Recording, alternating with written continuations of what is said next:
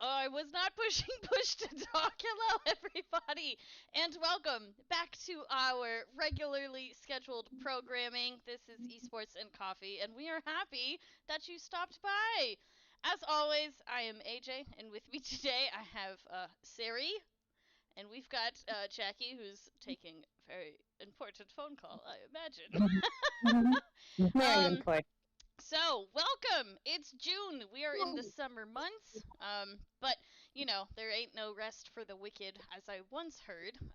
So, I'm sure everybody has still been relatively busy, right, with summer camps and the like that have been going on. We do hope, though, however, in between summer camps and summer events, that you guys have taken the time for yourself, maybe gone on some vacations, possibly. Maybe we've done that. But there's been a lot of other things during the month of June that are definitely stuff that we want to highlight and celebrate, and that really brings us kind of full circle to our topic for tonight, which is the power of allyship. So June being a big month, Pride Month, of course, being one of the big ones. Juneteenth, which happened yesterday. Finally a national holiday for everybody to recognize and take note of. So just a lot of things for us to chat about today in that vein.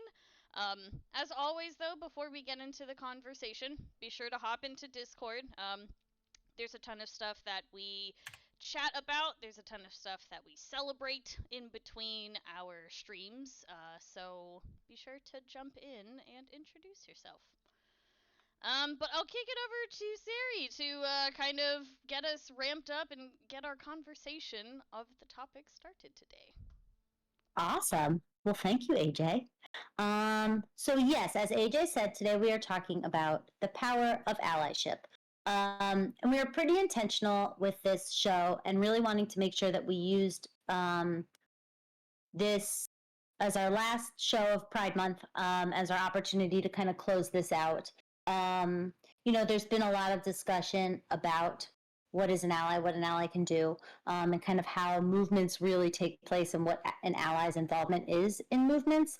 And we, notably, we're all coming from different communities here. We all align in different ways, and we all support each other. And we know that that's really what Esports and Coffee is all about. That's what we founded it, and we built it that way because that's what we are all about. And so we really wanted to focus in on things like what you can do as an ally to support the efforts and the movements that really need to take place.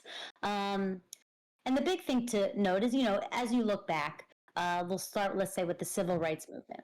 If the civil rights movement was just led by the entire black community or everyone that was dealing with slavery or injustice and equality, we wouldn't have progress. Similar to the political reform and where we kind of sit right now, is in order for there to be progress made, others have to recognize that that community deserves progress, whether you're a part of it or not. And so whether it's in anything from the civil rights movement to women's rights throughout the AIDS epidemic of the 80s, gay and trans rights that are kind of still coming and going, they all were dependent on allies to really make progress and to make those movements happen.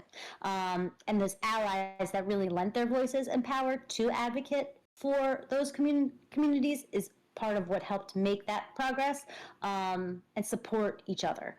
And, for us, as you know, this is really who we are. This is what we've been built on. This is what our foundation is.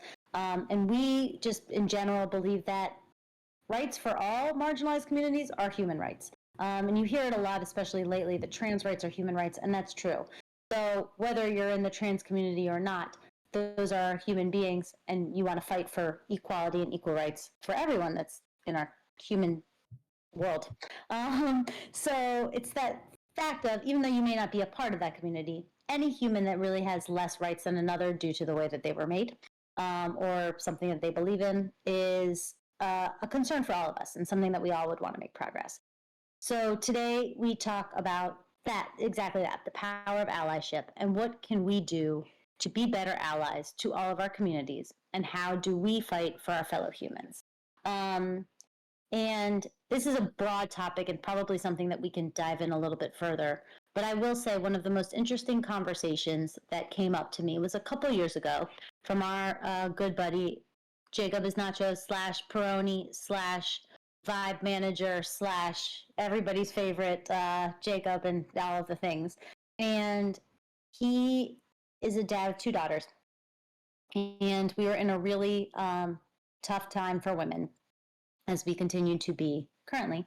Um, and he just kind of looked at me one day, and we're all going through it, and you're figuring out, and you're fighting for your equality, and just kind of figuring out how to get your voice heard.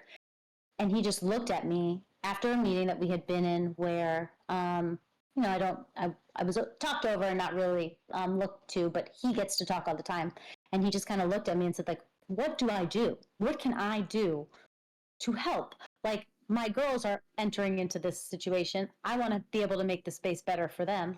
As a cisgender white man, what do I do to help the women's movement without feeling like I'm taking from it and without feeling like I'm trying to make it about myself?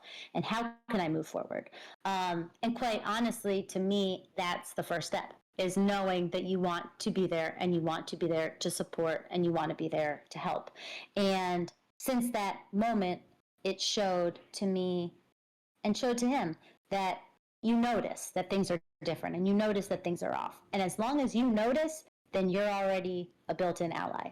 And it's a matter of the various levels that what you can do to support that allyship. And the big thing I think we want to go through today and talk through today is there are so many different levels and forms to that. Well, I would love to be the kind of person that's going to stand up in the middle of a meeting with people 10 times higher than me at an organization and be like, how dare you talk over my fellow woman sitting to the left of me? I know myself and I don't have the ability to do that. And that's not all that's required. And I feel like a lot of people fear that you have to be loud to make progress, or you have to be loud to make an impression, and you don't. There's a ton of different ways that you can be supportive, and a ton of different ways that you can really advocate for someone else and advocate for a community, as long as you know at your baseline, I want equality for all. I want everyone to have the rights that I was, granted. There's a quote that goes around a lot on social media that is interesting, and it's one of my favorite ones, and it says, if you have never had to have your rights decided by a Supreme Court case, then that's how you know that you have privilege. And I think a lot of people put negative connotation to privilege, and I don't think privilege has negative connotation. I think privilege is an avenue for change. And so if you do have privilege and you have been granted privilege in whatever context that you are able to be that voice and you are able to be a cog in that change because you have an added bonus, an extra step, a level up. And so being able to recognize, like Jacob did, like we all do, wow, I am lucky and I am fortunate. How do I make it so that the people next to me are just as fortunate? And changing that mindset and being able to have that mindset, I think, in my opinion, is how the whole conversation starts. I think I struggle with voicing my own voice still to this day because of growing up gaming and always getting pretty much shit on. Just gonna be candid. Like I said, I've had a weird day today, so it's just verbally. Um, I I still try to speak up when it's necessary, but at the same time, I always at the back of my mind feel like there's someone that's gonna come at me. And how am I gonna respond to that? Am I gonna curl up and cry, or am I gonna just like for the longest time I always looked down and didn't look up at people, like because I just didn't want to see their facial reactions, or I didn't want to hear people, and that's how I kind of shut myself out. So I still struggle to that to this day, but I think by being in this position, I have learned to adapt and be more vocal. I'm still trying to do that on Twitter. Like, Sarah, I see you write some of the best tweets out there, and I will repost them. And I think that's part of being an ally, is just supporting that, and you taking up the Twitter warriors on some of them. I feel like for me, still, I don't know if I could do that. Like, I want to, but I don't. When I type things out, sometimes it doesn't come across the way I want. So then when I see people like you doing that. I just love it because I want to share it and like it and show support that way. And I think that's okay if that's all you can do at the moment, is just sharing your support that way. Not necessarily having that voice, but supporting others who do in the do better way. I think that definitely resonates with me as well. I think, and anybody who was on like the first iteration of the board of directors back in 2019 can attest that I was not somebody that chatted a lot during those meetings. It was interesting because, you know, back on that board of directors, you had some hard hitters, right? You had Haskell, you had Sean Burney. So we Like all got, Glover. yeah, we all got voted onto this board, and and I'm sitting in this room, and it was in Harrisburg, Pennsylvania, and I'm sitting in this room, and I'm like, of course, being the only female, and I'm sitting in this room, and I'm like, man, this feels kind of interesting right now. And we went through, and everybody, you know, you within the board of directors, you go through, and the board itself, you know, kind of votes on who they would like to be the chair and the chair elect. And you know, everybody had voted for Eugene Fryer at Texas Wesleyan. Shout out to my chair, forever my chair. And it got down to chair elect and Haskell, and you know, this is my first time meeting Haskell in person, and he sends me a message, and it's just like, hey, I'm gonna nominate you for chair elect. And I look at the message, and before I even have the time to like respond to it, he says it out loud during the meeting, and I'm like, oh, okay. And everybody had voted in favor of it, and I was like, okay. So like that, it felt like at that point in time that it was that did kind of give me the opportunity to feel like it was a safe place, right? So thank you, Haskell, for doing that many moons ago, right? But you know, even after that point in time, I still definitely had reservations with speaking up on topics. You know, there was. I think there's still times today, even being a part of all of the leadership meetings, where I have difficulties speaking up, and I haven't quite figured out how to get past. I'm also naturally a shy person, so you mix like a shy person, you sprinkle in some imposter syndrome, and like you top it off with just like feeling like, you know, being like sometimes within leadership groups you're the only female like in them, like, and I'm just somebody that works at the home office, right? I'm not even on the leadership groups. Sometimes even to this day can still feel very intimidating. So I still struggle with that. I'm not gonna lie to you guys. I think something else that needs to be brought up too, and I know we've talked about this before, is that when you're in a group discussion and there's only one woman, um, don't ask her the first question is how do I get more female players? Like that's not the only thing that we're good for. Like it just makes me so frustrated. Like when a group of individuals decide that that's the first question that they want to ask me, you know, get to know me, I guess, but I struggle with that as well. But I can give you what I'm working on, but maybe ask me how my program is doing or what I did great with this one thing. And it's just it makes me feel less when that's the only thing that they want to ask me.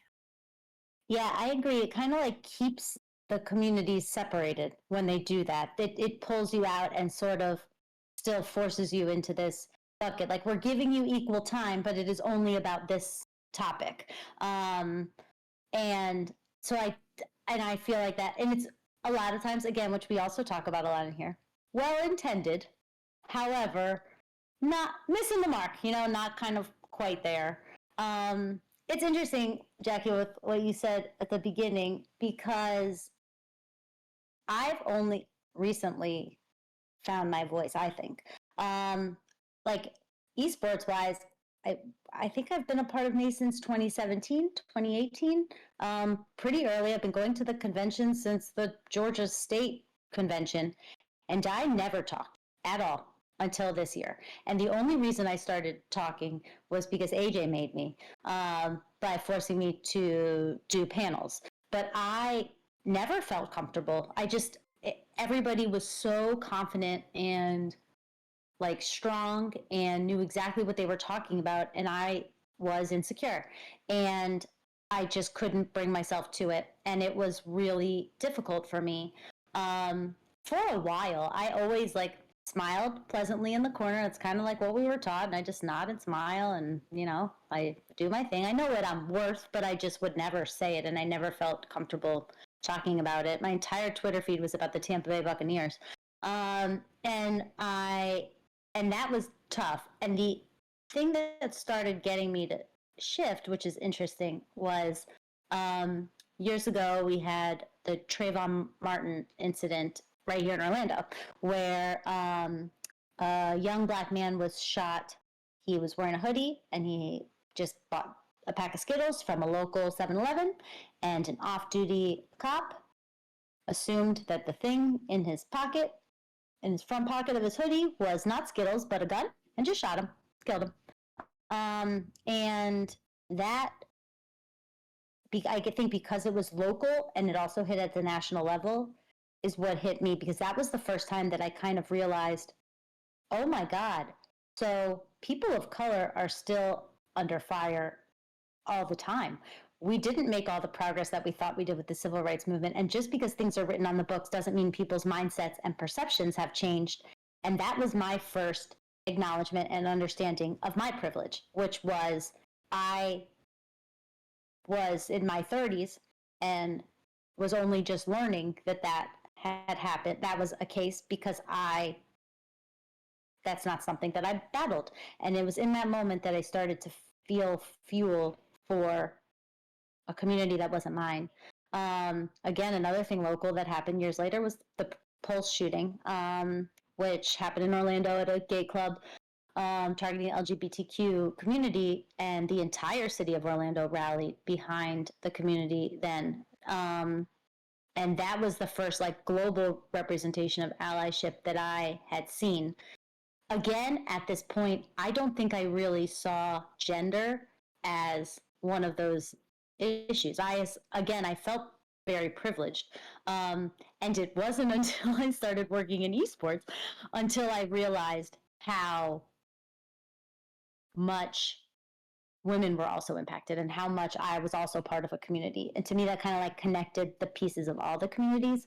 But I don't ever want to harp on this, and you can all tell me how great I look for my age, but I'm in my mid 40s, and I've only just recently found my voice. And if the goal that we have of this and we have of this conversation is to get the Codys of the world and the Anissas of the world who are still 20 years behind me to find those voices earlier, that's how we make progress. And if that's the only thing that we can kind of push forward and do, then that's what we do.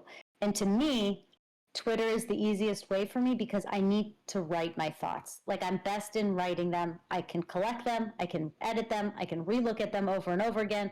I can stew on them. It starts to form in my head, and then I can kind of put it to words. And that's why I use Twitter, because I read all these things that other people say and I just want to disagree.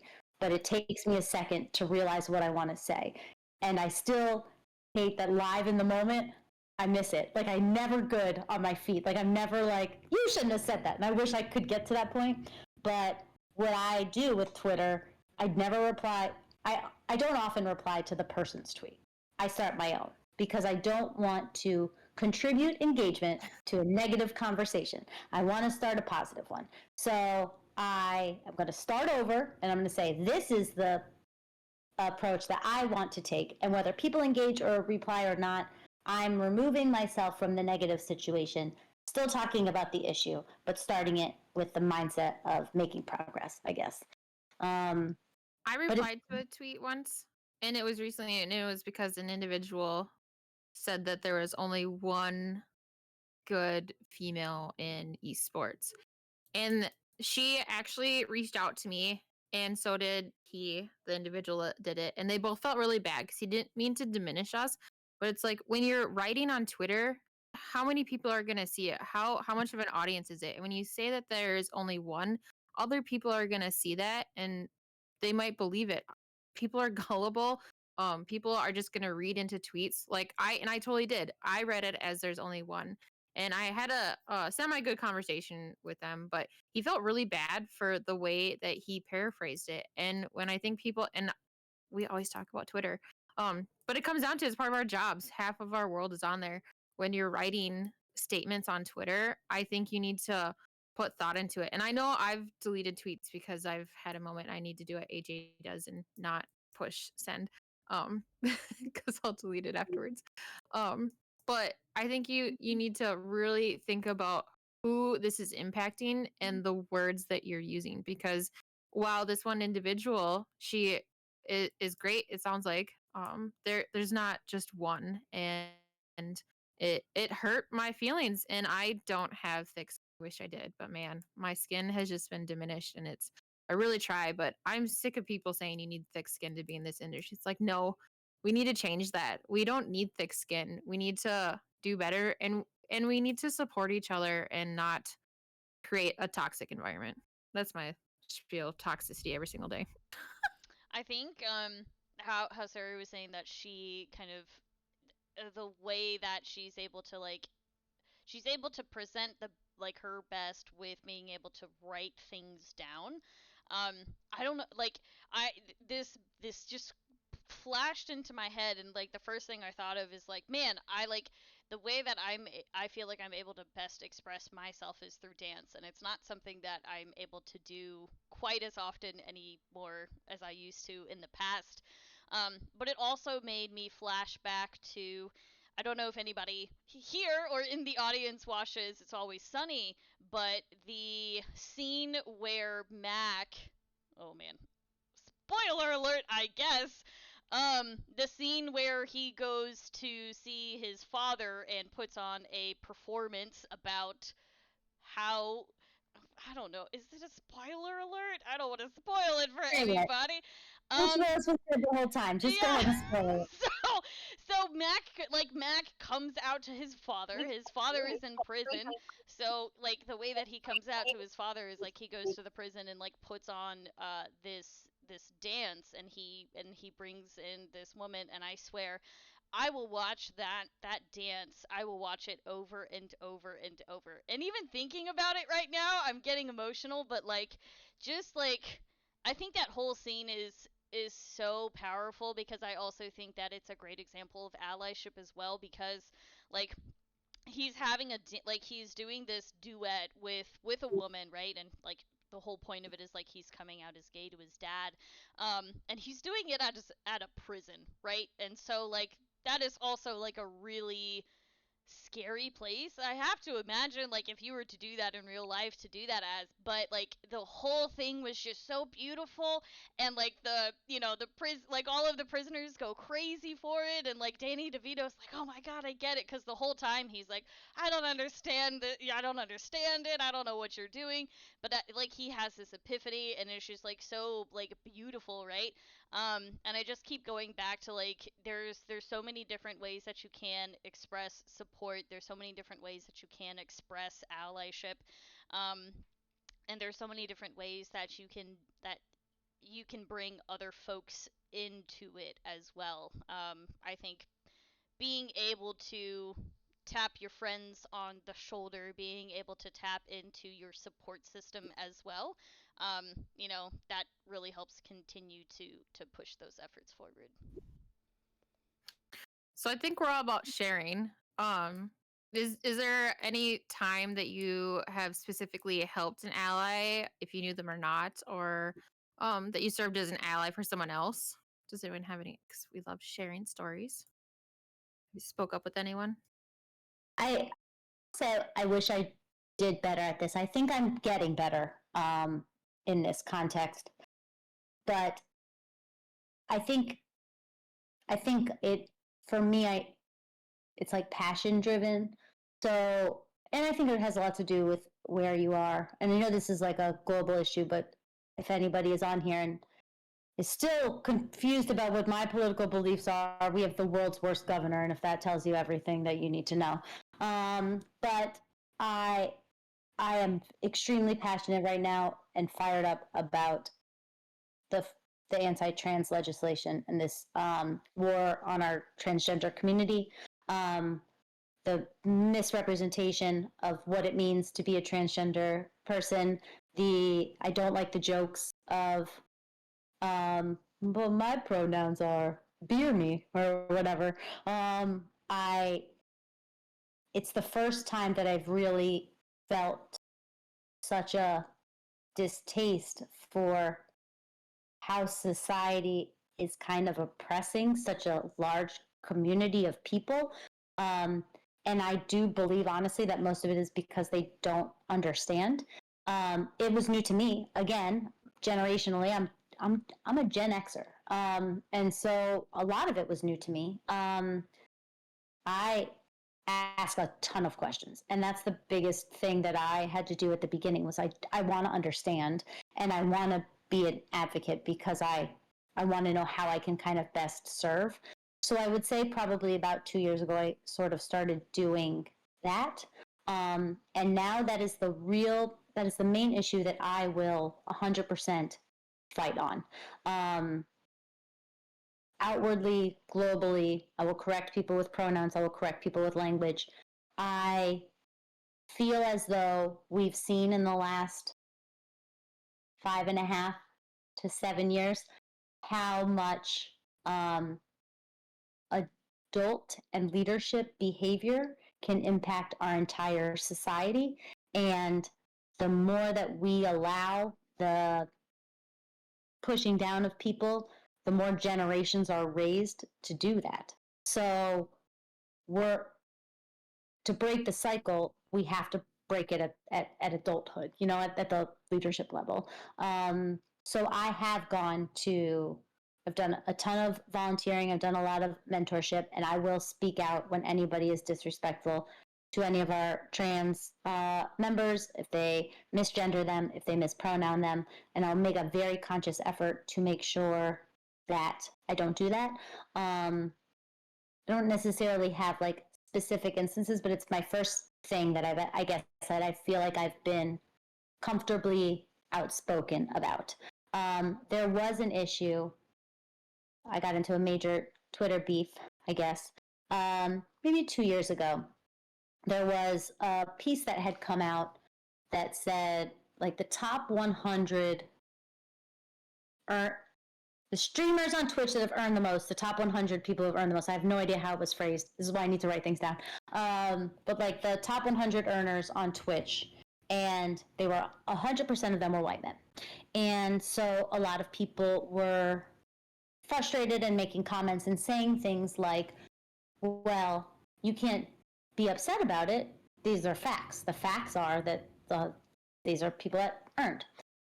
And it started becoming if Black creators just worked harder, streamed better, if they worked, busted their butts, put in the time, then they could get there too. And that was the argument. That was where I started stepping up. And it's like, that's not true. There is privilege that exists, and there is uphill battles that exist, and being able to have access to the tools needed to understand gaming and content creation at a younger age requires affluency, right? Affluency, and just resources. And people that don't have those resources start later, or have worse technology, or don't have the access, or have to have jobs, so they can't contribute. And they're not all starting at the same place, and there is a breakdown in that conversation. It is not about the fact that 100 white men were harder working than 100 Black men, or 100 women, or 100 trans women, or any one of the sort. It means that there's an element of privilege when you don't have to fight for who you are and what your rights are.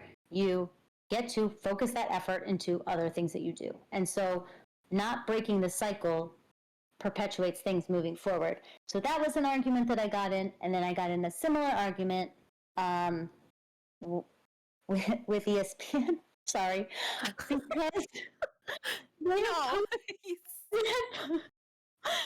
She took on ESPN. Wait, I did not win, in case you were wondering. They posted this thing about how it was like Super Bowl a couple years ago about how there were four black coaches um, representing in the playoffs or in the Super Bowl for the first time. And a ton of people were commenting, why does it matter about the race? Why does it matter about the race? And ESPN was like, you're right, it doesn't. We'll take it down. And I could not believe it. And I said, no, it doesn't. It does matter. 70% of NFL athletes are black, but less than 1% of coaches in the NFL are black. And you're going to tell me that it's because the white men are more qualified when 70% of the players are black? That's not the reason. Yes, you should acknowledge that it's progress. And yes, there should be recognition of the differences in race because it's monumental and it's groundbreaking.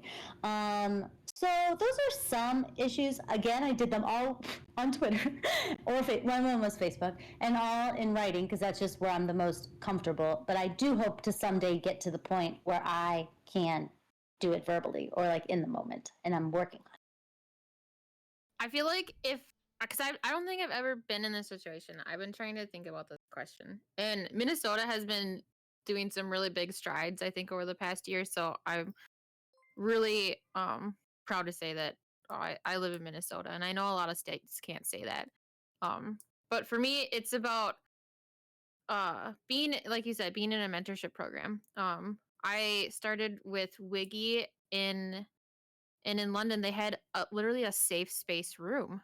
They had a dedicated room where you could go into, and it was like a quiet room, but it was a safe space room, and it had timed hours on it, so you knew that this was like a quiet time to. It wasn't like a venting like session to talk to. It's just to go in and decompress.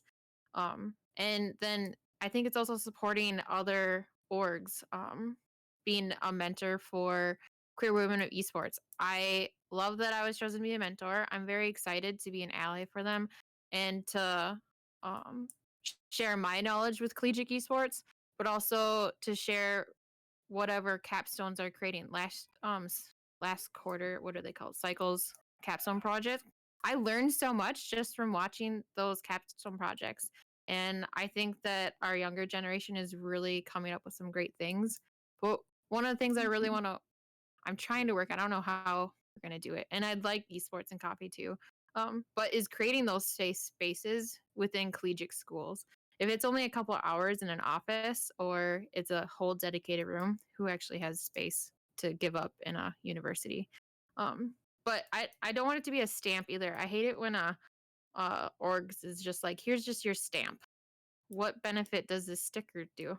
Um, what are you providing? So I think that there's a way that we can work with universities or schools or orgs to actually create these safe spaces in these time zones where not like actual time zones, but these time frames where people can go in and decompress and not worry about what anyone's going to say about them.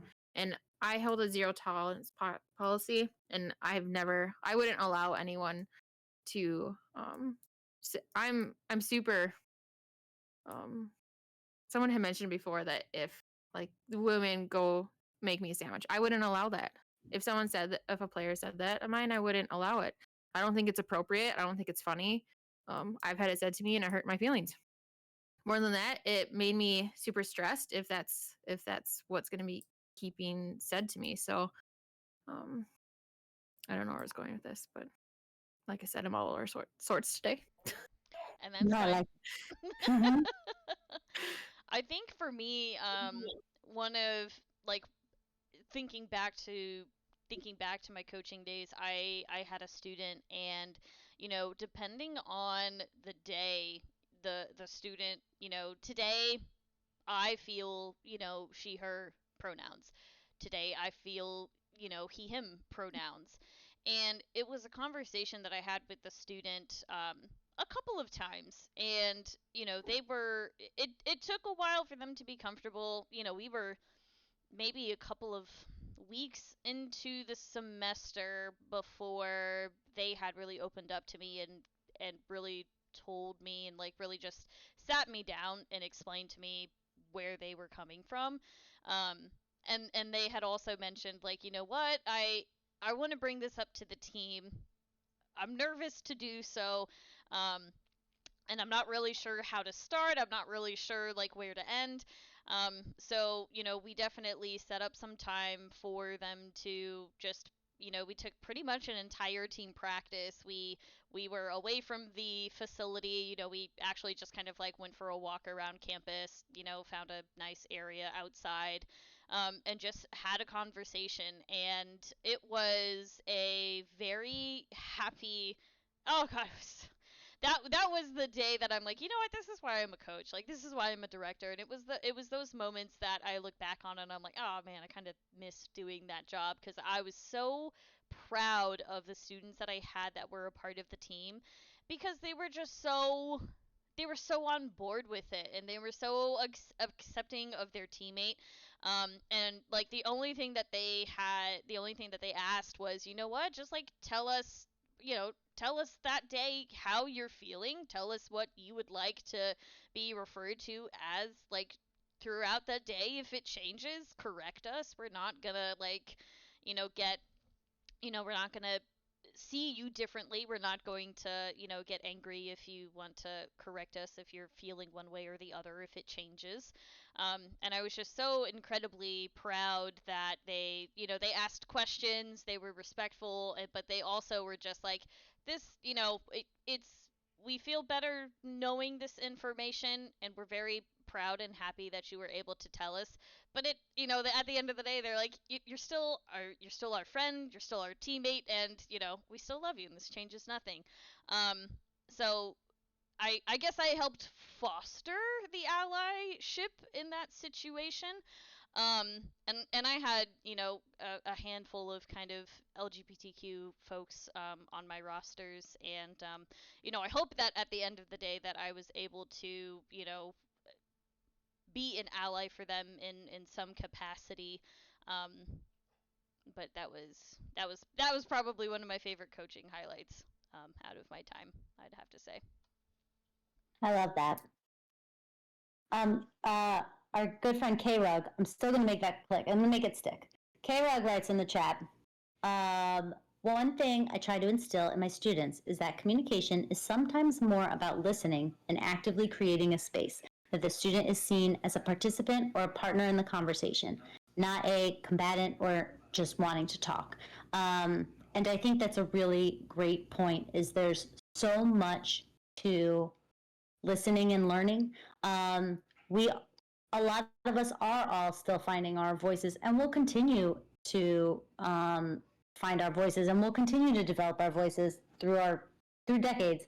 And to just know to listen, but to learn, to ask the questions. If you want to understand a community that's not yours, to be an ear for them, so you can kind of really understand that. And I think that's like a really great and I don't want to call it easy, because listening is important, but a nice, quiet way to get involved. Bodie is playing Madden. I'm going to ask him to turn the sound off. Sounds like Madden. Maybe MLB The Show. So I'm going to mute for 1 second, and I'll be right back.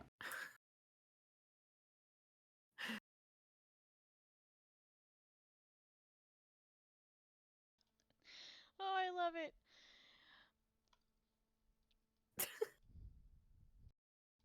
Summer break. Gotta Beautiful love it. time. It is. Right? Oh, me. Okay. Side topic. I feel like a lot of people don't realize how much we do in the summer still. Like, programs are, you know what? That, like, this is completely off topic, but I wanted to just mention this today because I was completely booked today, and that's why I'm just so non-stressed.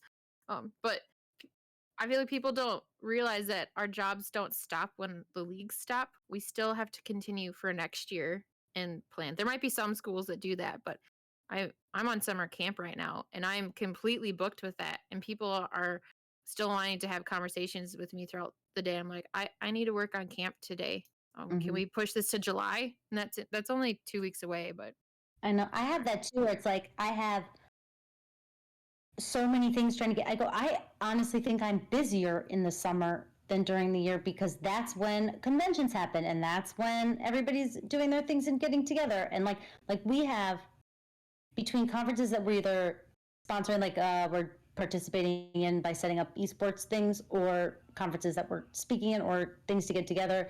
That happens during the summer. Also, it's summer. And so I'd also like to take vacation. And so people are like, we need your availability.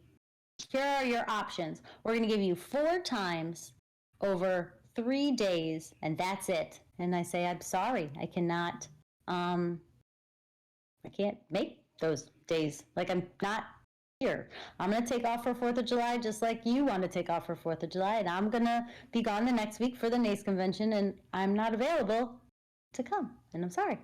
But I agree with you. It's like, ah, great, summer. We need you to do all these things. No, summer's busier for me. Yep. Okay, sorry.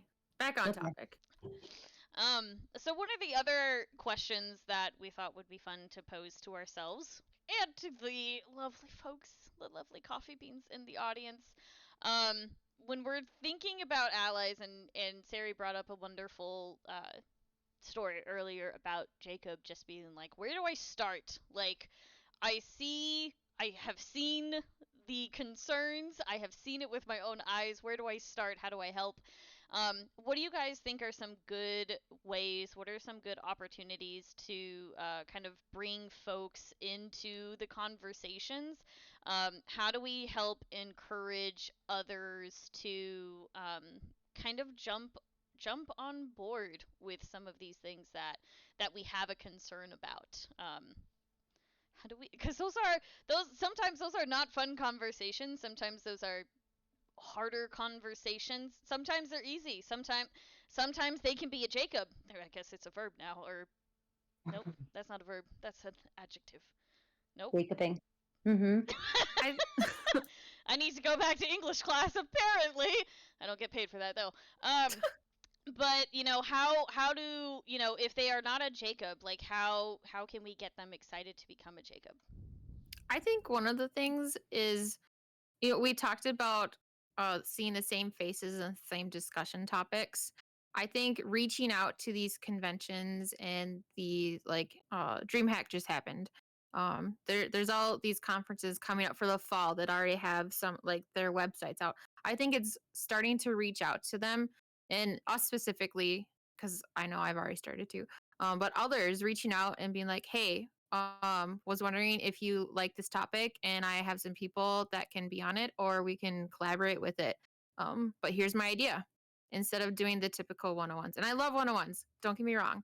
But just adding that so that people can have roundtables. Roundtables is where our change is going to happen, is that people can talk about it and people can express how they're handling their situations and hear from others how a situation is being handled so that they can learn from it. At Intel Inspires, I had an individual come up to me and he asked me that same question. He's like, how do I do this? I'm like, you need to talk about it. It's like, but I am in high school. They don't let us. I'm like, talk about it on social media. Join some panels. Join some virtual events and start talking about it so that your administration sees that it's okay to do it the correct way. That I think that's the biggest point, is just making sure that you're doing it in not a harsh way and continuing to provide helpful insight. Yeah, I think you're spot on there. To me, I feel like that's one of the easiest ways to be an ally because you can do it in a quiet way. Like you don't have to put yourself out there. But like I could, if I could call this a hobby, I would. It's one of my favorite things. I love sharing what I love about people. It's my favorite thing in the entire world. I love very hard, way too hard. If anybody's loved by me, most of you are. You've felt it. You know, I'm intense. But you can be a voice for someone that's not speaking without you having to do it on a platform if you're not comfortable there yet.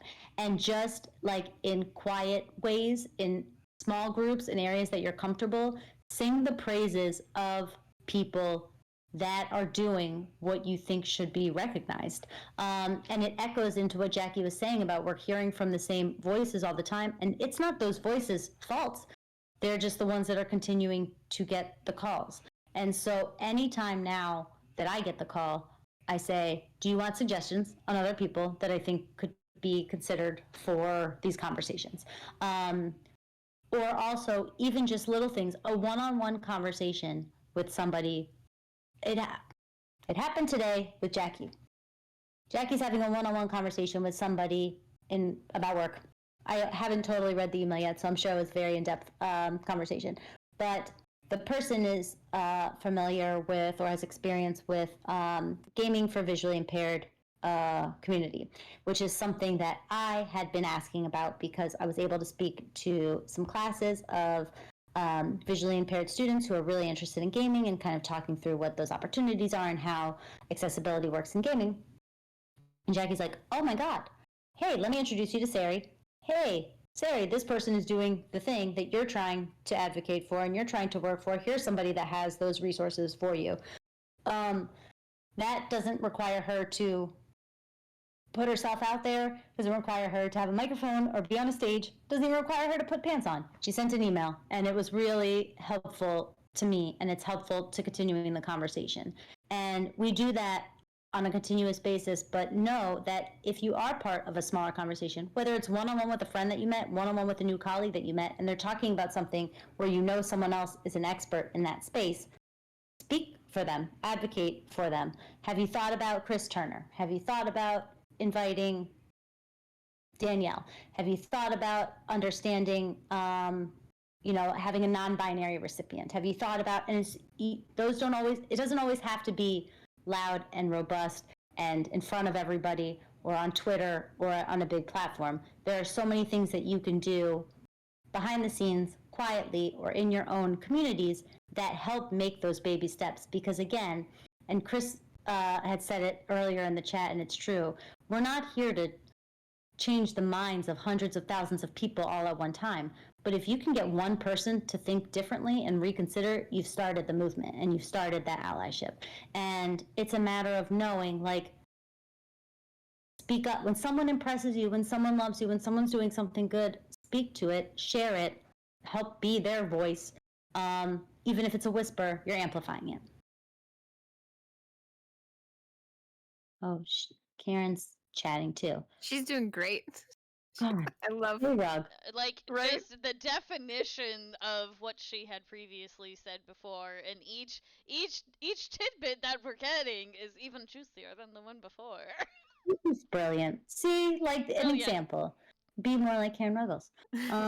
So if you're not reading the chat, or if you're listening, or if you're driving, Karen Ruggles is, I love this idea. The idea of join, level up, being shoulder to shoulder, and then cap off with unapologetic advocacy. Join, show up, get information, learn on social media from the voices of those with lives and life experience. Go to the women's talk, even if you're a dude, especially if you're a dude.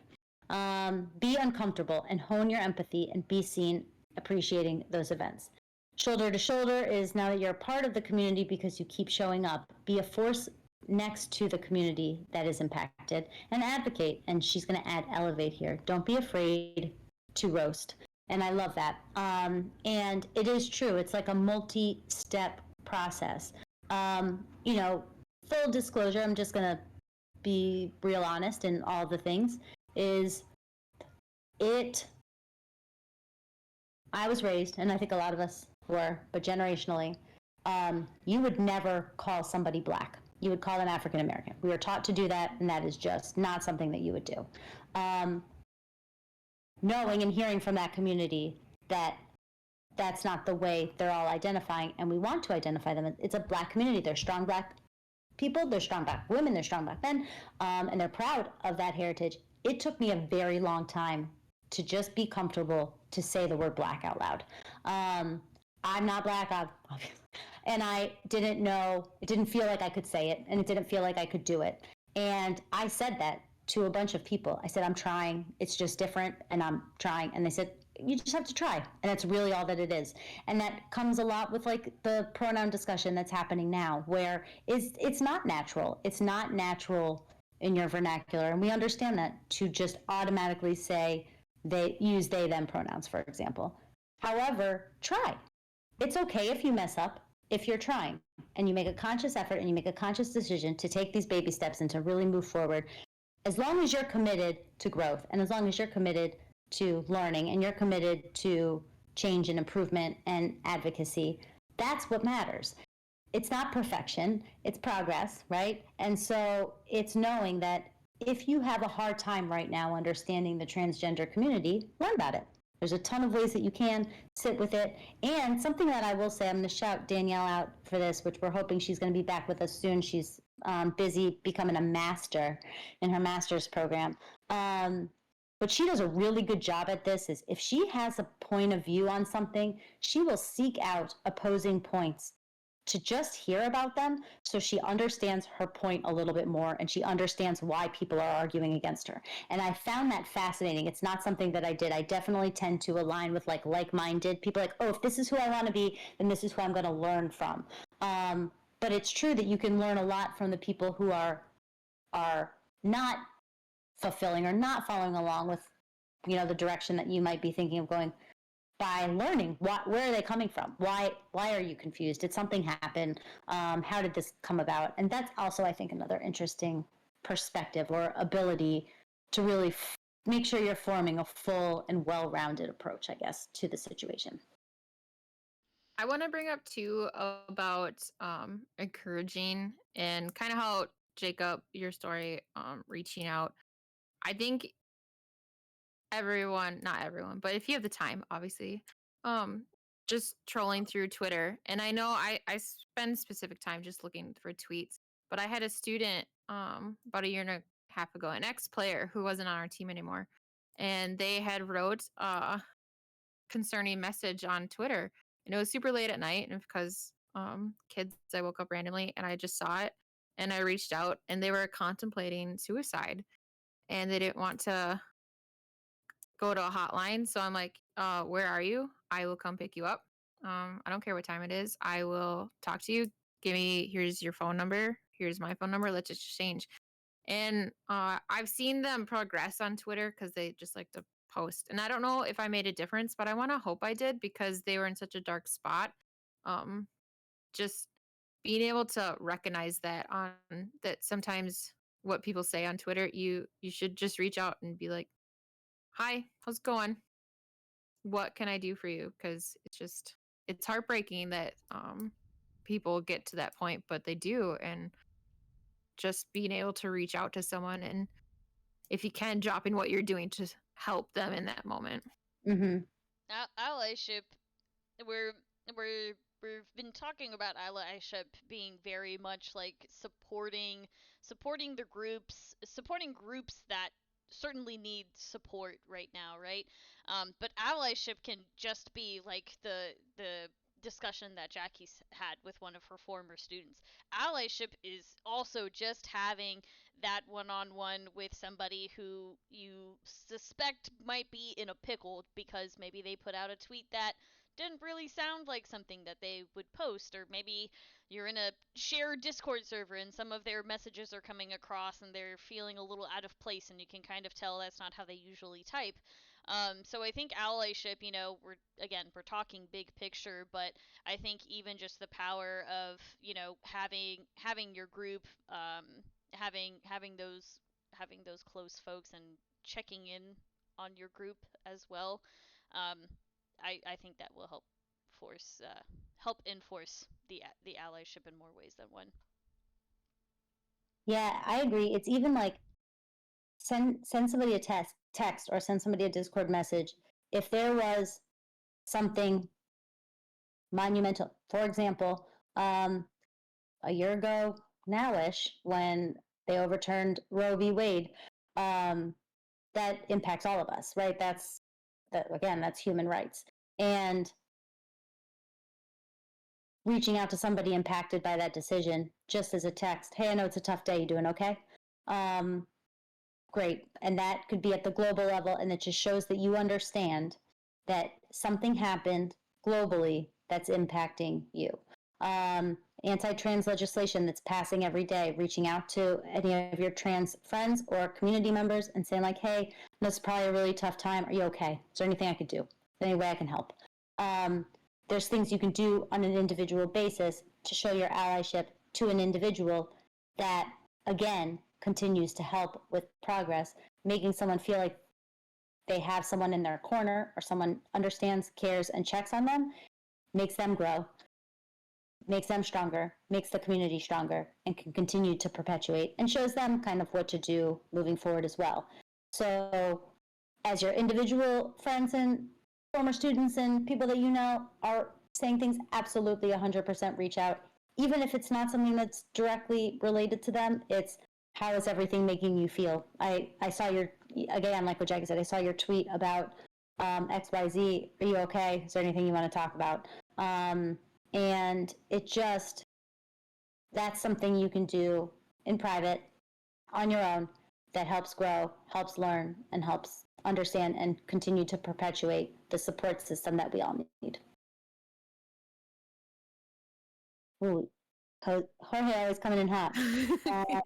Jorge says, I think as men, I definitely do think that listening is so important, and mainly listening to either opposing points of view or from people with way different backgrounds than them. I always encourage it with my friends, I encourage it with students I lead, and it generally did open up a lot of eyes and different voices they normally don't think about. People too often get caught up in their own world, and with that comes a lot of getting stuck in their own worldviews.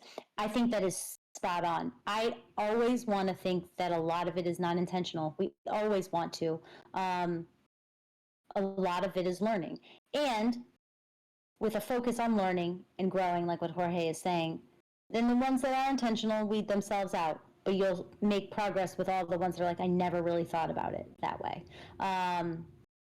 It's the concept of like microaggressions or death by paper cut or any of those things. Small things happen consistently that just kind of chip away at you. It doesn't always have to be a big moment. And the more that those conversations happen, the better that that is. And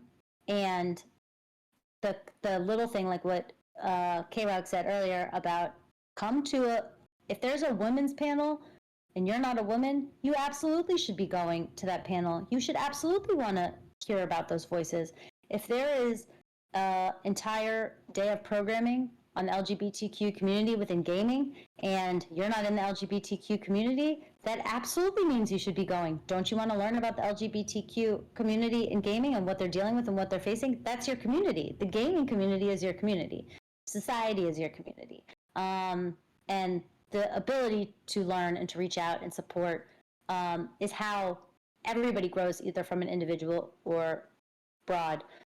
When all is said and done, right, when our time in the world ends, we want to know and feel that the world is full of beautiful and good-hearted people that want the right things.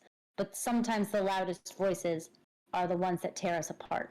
And so even if it's the quiet voices that need to band all together so they can attack the one loud voice, then that's what it is. And if that attack means one-on-one conversations, if that attack means one tweet, if that attack means hearting a tweet, or if that attack just means, you know, being able to learn, watch a webinar, go to a panel, hear a thing, that's going to make baby step progress more than what the loud anti-voices might represent. I want to point out, was it Haley Khan said, I think it's important to look out for the quiet ones, good people in trouble. Don't say they're in trouble. So I want to request, it is the end of Pride Month, that everyone in chat, Coffee Beans, that you reach out to someone that you haven't to for a while and just check in with them. Be like, hey, how's it going? Or if you notice that someone has done something great, just be like, hey, I really love your work. When I'm out and about in my town, which isn't very often because I'm a hermit, I always try, and it's usually at the grocery store. If I see someone wearing something like I'll like their pants or their jacket, they're walking by, I'm like, hey, I love your hair. Hey, I love your pants. And you can just like you can see that they weren't expecting that. Like I'll just be walking by, like, hey, that's cool, and just to see that their face, like they're happy with their choice, and that's great. I'd like everyone just to reach out to someone that they haven't to in a while and see how they're doing. Just start a conversation. I think it's important to just try and keep that up and continue to support.